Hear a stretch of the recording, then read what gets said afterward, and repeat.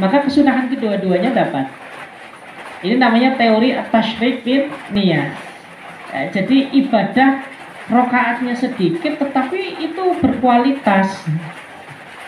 Jadi itu kan, jadi dicampur niatnya. Cukup di dalam hati, nggak mesti usolli sunnat tahiyatul masjid ma'arok atai wudu. Itu cukup di dalam hati, Allahu Akbar. Maka dua-dua kesunahan tersebut dapat. Sebagaimana ini juga, sebagaimana mandi junub sama mandi sholat Jumat. Misalkan ada seseorang itu memang harus junub sebelum melaksanakan sholat Jumat. Kan mandi junub itu wajib. Kemudian mandi sebelum melaksanakan sholat Jumat itu kan sunnah. Pertanyaannya, satu wajib, satu sunnah. Mana yang harus didahulukan? Ya tentunya kalau yang harus didahulukan adalah mandi junub. Tetapi kita juga disunahkan untuk mandi untuk melakukan sholat Jumat. Maka caranya gimana? Niatnya digabungkan. Maka kedua kesunahan tersebut dapat. Sehingga satu aktivitas ibadah itu memiliki kualitas yang lebih daripada kualitas biasanya. Jadi kemudian sholat duhur bisa nggak digabung dengan sholat asar dengan niat satu sholat duhur? Misalkan kita sholat duhur kodok di waktu sholat asar, niatnya digabungkan biar sholatnya 4 rakaat saja, ini nggak boleh karena masing-masing sholat itu adalah sholat yang ditekankan secara khusus pada keduanya. Ya, kalau dalam bahasa maksud dan lidati itu yang ditekankan oleh agama secara khusus ya. Ini bahasa mudahnya. Tahajud itu sholat yang ditekankan secara khusus. Makanya sholat tahajud itu ya nggak bisa digabung dengan sholat witir, harus dengan rakaat yang berbeda. Ya, meskipun witir dengan bilangan 2, 2, 1 atau 2, 3, 3 boleh, atau 2, 2, 2, 2, 2, 1, kemudian yang 2 digabung sama tahajud. Tapi itu tidak bisa karena kedua-duanya sama sholat-sholat yang maksud, yang ditekankan ini. Beda kalau tadi tahiyatul masjid, lisyukril wudu, maka ini boleh digabungkan keduanya. Termasuk di dalam puasa juga, puasa sunnah Senin Kemis, itu kan nanti ketika bertepatan dengan tanggal 14, 15, 13, 14, 15, ya tinggal digabungkan saja niatnya. Maka ini akan menjadi dua pahala yang terkumpul di dalam satu aktivitas ibadah. Ini tasyrik ini ya. Ngoten Haji. Makmum masbuk itu makmum yang tertinggal oleh imam. Ketika dia datang, kemudian dia menemui imam, namun dia tidak bisa membaca Fatihah secara utuh. Ya, ketika dia baca Fatihah belum selesai, imam ruku. Nah ini namanya makmum masbuk. Atau dia sama sekali, dia masuk sholat kemudian mendapati takbiratul ihram, baru takbiratul ihram lalu kemudian imam ruku. Maka ini dikatakan makmumnya adalah makmum masbuk. Dan hukum daripada makmum masbuk itu Fatihahnya ditanggung oleh imam. Makanya ketika dia mendapat satu rakaat, ketika mendapati imam ruku, maka dia dikatakan sudah mendapati satu rakaat. Tentunya adalah ruku bituma'ninah. Kemudian terkait tentang hadis yang mengatakan la sholata liman lam yaqra bi fatihatil kitab. Ini kan logikanya itu kayak gini. Di dalam menyikapi hadis ini memang ada dua perbedaan yang tajam, yaitu antara Imam Syafi'i, madhab Syafi'iyah itu dengan madhab Imam Abu Hanifah.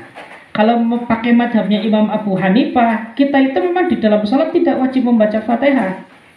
Karena yang diwajib itu adalah sebagian daripada ayat Al-Quran. Maka kata Imam Abu Hanifah, faqra'u ma tayassaru minal Quran, ngambilnya dari Al-Quran. Tetapi logika daripada Imam Asy-Syafi'i ini justru memakai hadis ini yang la sholata liman lam yaqra bi fatihatil kitab. Kata kuncinya hanya di dalam la sholata. La sholata itu adalah bentuk penafian. La sholata, tidak ada sholat. Nah ini nanti kalau digali dengan teori usul fiqh namanya dilalatul iqtida. La sholata liman lam yaqra bi fatihatil kitab. Maka tidak ada sholat bagi orang yang mengatakan tidak membaca surat Al-Fatihah. Ini dilalatul iqtida. Artinya apa?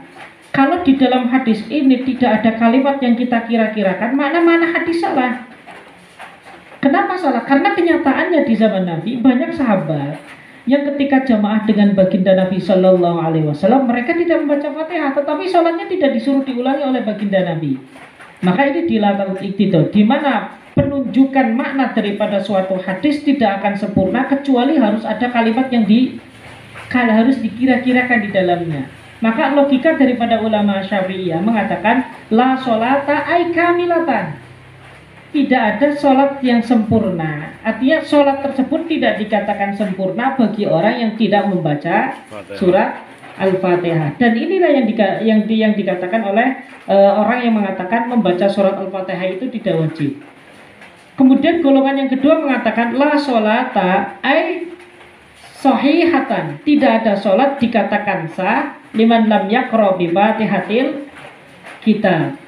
Dan ini adalah yang dipahami oleh orang yang mewajibkan bahwasanya membaca surat Al-Fatihah itu adalah wajib. Jadi sebenarnya masalahnya di situ. Bagaimana cara memahami hadisnya. Gitu Mas ya. Jadi tetap ini adalah cara. Ini nanti di dalam teori usul fiqh namanya dilalatul iqtida. Dilalatul labdi ala syai'in yatawaqqafu sihhatuhu ala syai'in muqaddarin. Ini namanya dilalatul iqtida. Jadi konsep ijtihadnya memang demikian. Sebab contoh misalkan ketika innamal a'malu binniyat, kan segala sesuatu itu harus didasari dengan niat. Kan nyatanya kan ketika ada orang sholat tanpa niat, toh sholatnya itu tidak dikatakan batal. Hanya saja ini standarnya itu tidak bisa diterima oleh agama. Maka di situ harus ada lafaz yang dikira-kirakan. Innamal a'malu, ada yang mengatakan innama kamalal a'mali, seperti Imam Abu Hanifah. Ada yang mengatakan innama sihhatul a'mali, innama kamalul a'mali. Ya ini namanya dilalatul iqtida. Jadi ulama logikanya di situ. Itu yang pertama. Kemudian yang kedua terkait tentang masalah sholat qadha. Memang betul, jadi ada 5 waktu yang memang diharamkan untuk sholat di dalamnya. Tetapi yang perlu diperhatikan di sini adalah apa? Yang dimaksud dengan 5 waktu di mana sholat tersebut haram di dalamnya. Yang pertama adalah sholat laisa laha sababun. Sholat yang tidak memiliki sebab atau sering disebut dengan sholat sunnah mutlak. Atau sholat sunnah yang memiliki laha sababun mutaakhir. Atau sholat yang memang memiliki sabab tapi sababnya mutakhir, seperti sholat sunnah istikharah. Ini sababnya mutakhir, maka tidak boleh dilakukan di dalam 5 waktu yang diharamkan untuk sholat tersebut. Tetapi kalau sholat sunnah qadha ini tidak masuk ke dalam kategori 2 sholat. Jadi kan ada sholat laha sababun, sholat yang memiliki sebab, ada sholat yang laisa laha sababun. Kemudian sholat yang memiliki sebab ada laha sababun mutaqaddimun. Contohnya qadha, ini sabab mutaqaddim. Ini janazah sabab mutaqaddim. Ada yang sababun muqarin, sebab yang bersamaan dengan sholat. Di antaranya adalah khusuf dan kusuf, gerhana matahari dan bulan. Ada yang kemudian sabab mutaakhir, seperti sholat istikharah. Lah, yang diharamkan di dalam 5 waktu tersebut itu hanya sholat yang laisa laha sababun sama yang laha sababun mutaakhirun.